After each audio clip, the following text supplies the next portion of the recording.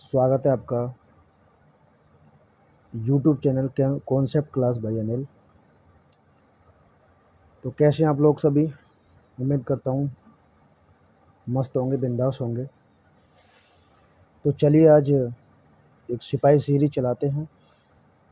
और Uttar Pradesh police constable भर्ती परीक्षा के लिए पिछली परीक्षा में पूछे गए प्रश्न, तो एक प्रैक्टिस सेट करते हैं हिंदी का, जो पिछली परीक्षाओं में उत्तर प्रदेश पुलिस सिपाही में जो क्वेश्चन पूछे गए। तो चलिए बने रहिए हमारे साथ। क्लास शुरू करने से पहले भाई एक काम कर लीजिए, कृपया चैनल को सब्सक्राइब जरूर करें और अपनी परीक्षा की बेहतर प्रैक्टिस करें और जुड़े रहें हमारे चैनल से। और इसी तरह मैं अच्छे अच्छे प्रश्नों को लेकर आपके साथ आऊँगा। तो चलते हैं पहले प्रश्न की ओर। प्रश्न नंबर 1, किसान मेहनती होता है, किसान कैसी संज्ञा है? तो देखो, किसान मेहनती होता है, किसान कैसी संज्ञा है? तो आप जानते होंगे कि जब आपने संज्ञा पढ़ी होगी तो देखो, भाववाचक संज्ञा क्या है? जहाँ भाव उत्पन्न हो, जहाँ भाव उत्पन्न हो तो ये तो हो नहीं सकती। समूहवाचक में ये समूह की बात कर रहा है तो ये भी नहीं हो सकता। व्यक्तिवाचक संज्ञा का मतलब होता है कि जो दुनिया में अकेले हो, दुनिया में अकेली हो, दुनिया में अकेली हो और इसके जैसी कोई और ना हो, तो ये कैसी संज्ञा है? व्यक्तिवाचक। तो ये भी नहीं हो सकती। बचा क्या? जातिवाचक।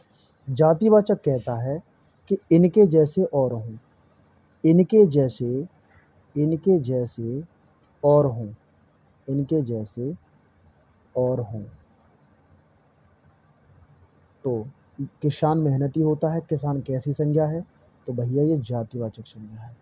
इसका राइट आंसर हो जाएगा ए। क्वेश्चन नंबर 2, लक्ष्य का अनेकार्थी शब्द क्या है? देखो, लक्ष्य का अनेकार्थी शब्द क्या होता है? निशाना। क्या होता है? निशाना। गलत नहीं होता, चाल भी नहीं होता, नाम भी नहीं होता। इसका सही आंसर हो जाएगा निशाना। क्वेश्चन नंबर अगला, नागर का पर्यायवाची शब्द क्या होता है? नागर। तो देखिए, नागर पर्यायवाची शब्द आपने पढ़े होंगे तो आप बता सकते हैं। तो देखो, नागर का पहले तो एनिमिनेट लगा लीजिए कि कौन सा नहीं हो सकता। देखो, नगर नहीं हो सकता, ग्रामवासी नहीं हो सकता, ढोल भी नहीं हो सकता। इसका राइट आंसर हो जाएगा चतुर। ये इसका राइट आंसर हो जाएगा चतुर। क्वेश्चन नंबर अगला, क्वेश्चन नंबर अगला क्या कहता है कि माला फेरत जग भया, मन का फेर, कर का मन डार दे और मन का फेर। तो देखो, इसमें क्या है कि इसमें माला फेरत जग भया, मन का फेर, कर का मन डार दे, मन का फेर। तो इसमें मन का एक शब्द यहाँ रिपीट हुआ है, एक शब्द मन का यहाँ रिपीट हुआ है। अब दो शब्द, मतलब इसमें दो शब्द दिए हुए हैं और दोनों शब्दों का अलग अलग अर्थ है। शब्द कितने हैं इसमें? दो। एक जैसे शब्द कितने हैं? दो। और अर्थ क्या है? अलग अलग है। अर्थ क्या है? अलग अलग। अर्थ क्या है भैया? अलग अलग है। तो इसमें कौन सा अलंकार हो जाएगा भैया? इसमें कौन सा अलंकार हो जाएगा? इसमें भाई यमक अलंकार हो जाएगा। इसमें यमक अलंकार हो जाएगा। अनुप्रास अलंकार नहीं हो सकता, क्योंकि एक ही वर्ण की बार बार आवृत्ति हो वहां पर अनुप्रास अलंकार होता है। उपमा अलंकार नहीं है, जहाँ उपमान में उपमेय की उपमानता की जाए। रूपक अलंकार भी नहीं है। राइट आंसर है इसमें यमक अलंकार। क्वेश्चन नंबर अगला, किसी की सहायता करने वाला के लिए एक शब्द है। देखो, सह हृदय नहीं है, सहचर भी नहीं है, सहकार भी नहीं है। ये सहायक इसका सही आंसर है। सहायक इसका सही आंसर है। अगला क्वेश्चन, क्वेश्चन नंबर 6, किस वाक्य में करण कारक का प्रयोग किया गया है? देखो, करण कारक, करण कारक की विभक्ति क्या है भैया? करण, कर्ता ने कर्म को करण से, यानी कि कर्ता की क्या है? कर्ता ने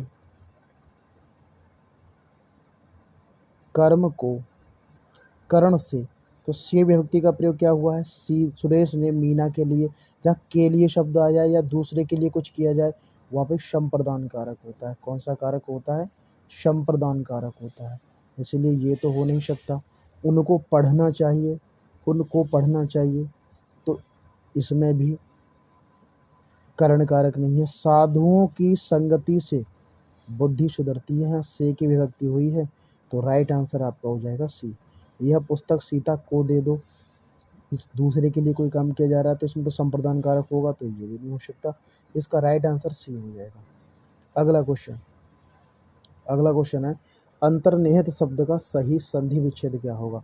तो देखो, अंतनि प्लस हित ये तो हो नहीं सकता, अंतर प्लस निहित ये भी नहीं हो सकता, अंत धन निहित ये भी नहीं हो सकता, अंतः धन निहित ये हो सकता है, क्योंकि इसमें विसर्ग संधि है।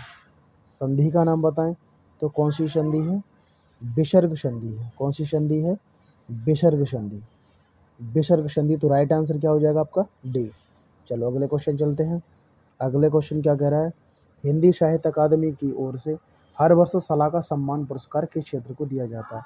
तो ये खेल कूद में नहीं दिया जाता, तकनीकी में नहीं दिया जाता, भाषा संस्कृति में नहीं जाता। ये भाई सी ऑप्शन आपका सही है। हिंदी को नई, ये नए नहीं है भाई, ये है नई। ये क्या है? नई दिशा प्रदान करने के लिए ये हिंदी साहित्य अकादमी की ओर से सलाका पुरस्कार दिया जाता है। कौन सा? सलाका सम्मान पुरस्कार दिया जाता है। तो राइट आंसर क्या हो जाएगा? सी। चलिए अगले क्वेश्चन की तरफ चलते हैं। अब अगला क्वेश्चन है, जब 9वां क्वेश्चन है, क्रोध किस रस का स्थायी भाग है? देखो, क्रोध भयानक रस तो हो नहीं सकता, बीभत्स घृणा होता है। बीभत्स में क्या है? घृणा होती है। वीर रस में क्या होता है? उत्साह होता है, उत्साह उमंग होती है, उत्साह होता है। बचा क्या? रौद्र रस ही इसका सही आंसर है। रौद्र रस ही इसका सही आंसर है। चलिए अगले क्वेश्चन की तरफ चलते हैं। अगला क्वेश्चन क्या कह रहा है? हिंदी में मैं का बहुवचन, देखो मैं का बहुवचन पूछ रहा है, ये सर्वनाम है। क्या है ये? सर्वनाम। ये क्या है? सर्वनाम है। तो मैं का बहुवचन क्या हो जाएगा? हम दोनों तो नहीं हो सकता, हम भी सब भी नहीं हो सकता, हम लोग भी नहीं हो सकता, हम हैं। इसका राइट आंसर हो जाएगा डी। इसका राइट आंसर हो जाएगा डी। अगला क्वेश्चन है, विरोध करना। विरोध करना के लिए सिर काटना तो आंसर बिल्कुल ही गलत हो जाएगा, सिर चढ़ना भी गलत हो जाएगा, सिर झुकाना भी। तीन ऑप्शन गलत हो गए, तो एक आंसर बिल्कुल राइट आंसर बी है, सिर उठाना। इस विरोध करने के लिए सही मुहावरा जो होगा वो ऑप्शन नंबर बी, सिर उठाना। अच्छा अगला क्वेश्चन क्या कह रहा है साहब? स्रोत शब्द युग्म का सही विकल्प चुनिए। चोरी और मृग, इसका तो कोई संबंध ही नहीं बनता। सोना और तालाब, इसका भी कोई संबंध नहीं है। हृदय और हंसी, ये भी कोई संबंध नहीं है। स्रोत का मतलब होता है एक उद्गम, और एक स्रोत का मतलब होता है स्तुति। तो ऑप्शन नंबर डी आपका राइट आंसर है। ऑप्शन नंबर डी आपका राइट आंसर है। क्वेश्चन नंबर 14, अले और अली शब्द युग्म का सही विकल्प चुनिए। भगवान और दुश्मन का तो कोई संबंध हो ही नहीं सकता। बोहरा और भगवान, ये भी नहीं हो सकता। देखो, अले और अली दोनों का शब्द युग्म अगर आपने पढ़े हों तो आप बता सकते हैं कि इसका मतलब क्या होगा। देखो, एक अली का मतलब हो, तो अली का मतलब हो गया भौरा, तो अली का मतलब हो गया सखी। तो इस दोनों का शब्द युग्म बनेगा वो ऑप्शन नंबर सी, बोहरा और सखी, इसका राइट आंसर है। अगला अगला क्वेश्चन 15, पुस्तक पढ़ी जाती है। भैया पढ़ी जाती है तो कर्म किया जा रहा है, तो कर्म वाच्य हो जाएगा। भाव वाच्य हो नहीं सकता, क्रिया वाच्य हो नहीं सकता, कर्त वाच्य हो नहीं सकता। कर्म किया जा रहा है तो कर्म वाच्य हो गया, इसका राइट है। ये वाच्य आपने पढ़े होंगे। वाच्य कितने प्रकार होते हैं? वाच्य के 3 प्रकार होते हैं। वाच्य के 3 प्रकार होते हैं, कर्ता, कर्तव्य, कर्म और भाव। अगला क्वेश्चन क्या है? निम्नलिखित में से कौन सा शब्द तत्सम नहीं है? देखो, नग्न शब्द है तत्सम, क्षमा शब्द भी है तत्सम, नख शब्द भी है तत्सम, जो नेह शब्द है ये तत्सम नहीं है। ये तत्सम नहीं है, तो राइट आंसर आपका यही हो जाएगा। राइट आंसर हो जाएगा आपका डी। अगला क्वेश्चन है, निम्नलिखित में से शुद्ध वाक्य है? तो देखो, ऑप्शन ए, निरपराधी व्यक्ति को दंड नहीं मिलना चाहिए, उसे पैतृक संपत्ति में हिस्सा नहीं मिला, बादशाह ने मुक्त हस्त दान दिया, भारत में कभी ब्रिटेन के अधीन था। तो भाई देखो, इसका आंसर आप कमेंट बॉक्स में ज़रूर देंगे। इसका आंसर आप कमेंट बॉक्स में ज़रूर देंगे। इसका आंसर आप कमेंट बॉक्स में ज़रूर देंगे इसका आंसर कमेंट बॉक्स में।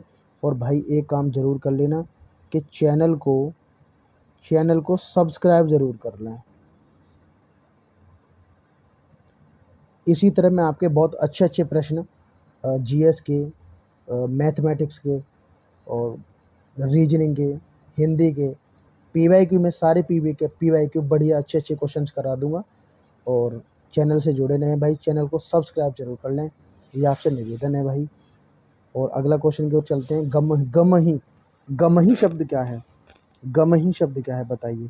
गमही शब्द भैया देखो, देशज नहीं है, विदेशज नहीं है, तत्सम नहीं है, बट भाई ये एक प्रकार का तद्भव शब्द है। राइट आंसर ए ऑप्शन हो जाएगा आपका। क्वेश्चन नंबर चलते हैं भाई 19 की तरफ। कपाल का पर्यायवाची शब्द क्या है? कपाल। देखो कपाल क्या चीज़ होती है? कपाल अदृष्ट का तो कोई मतलब ही नहीं है, खप्पर भी कुछ नहीं है, भाग्य भी नहीं है, माथा। कपाल का मतलब माथा, ये कपाल का पर्यायवाची शब्द है माथा, तो उसका राइट आंसर हो जाएगा सी। राइट आंसर क्या हो जाएगा? सी। क्वेश्चन नंबर नेक्स्ट और लास्ट, नहीं लास्ट आंसर। जो शब्द संज्ञा की विशेषता बताते हैं भाई उन्हें सर्वनाम नहीं कहते, क्रिया विशेषण भी नहीं कहते, क्रिया भी नहीं कहते, विशेषण कहते हैं। ये संज्ञा ही नहीं सर्वनाम की भी विशेषता बताते हैं। ये सर्वनाम की भी विशेषता बताते हैं।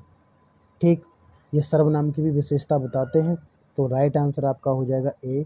और नेक्स्ट क्वेश्चन क्या कह रहा है आपका? ये कह रहा है ऐषणा। ऐषणा शब्द का अर्थ देखो घृणा नहीं होता, ईर्ष्या भी नहीं होता, अनिच्छा भी नहीं होता। राइट आंसर हो जाएगा अभिलाषा। ये बिल्कुल राइट आंसर है। तो धन्यवाद भाई, आज के लिए इतना ही।